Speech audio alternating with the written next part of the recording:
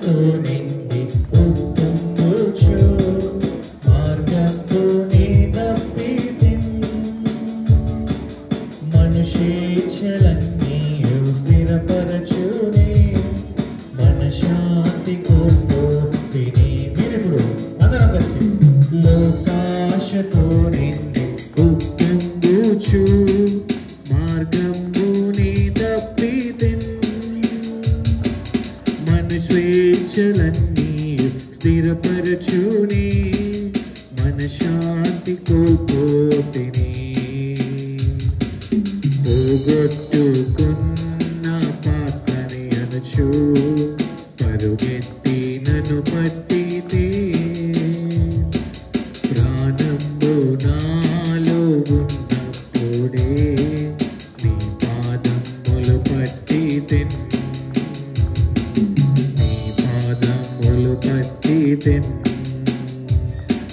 కుమ్మరి ఓ కుమ్మరి జగతుత్పత్తిదారి జీగటమన్నైన నా బంక చల్లగా చూడుమయ్యా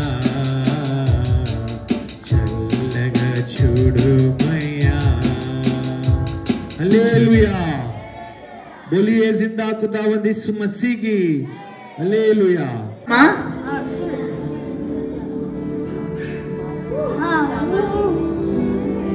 పరలోక రాజ్యంలో నువ్వు ఫలవంతంగా మంచి డ్రెస్ లో గోల్డెన్ డ్రెస్ లో చక్కగా మంచిగా కూర్చుంటావు హ్యాపీగా ఉంటావు ఇప్పుడు మీ కొడుకులు తప్పు చేశారు అనుకో ఏమవుతుంది వాళ్ళు ఎక్కడికి వెళ్తారు తెలుసా ఎక్కడికని పోతారు కానీ మనము అరే నా కొడుకు వదిలేశాడు నా పిల్లలు వదిలేశారని చెప్పి మనం కూడా వదిలేసి వాళ్ళ గురించి వాళ్ళు ద్వేషం పెంచుకోవాలా లేదు మనం ఏం చేయాలి తెలుసా నా కొడుకు మారు మనసు పొందాలి నా కొడుకు నన్ను తీసుకోకపోయినా పర్లేదు ఏసైనా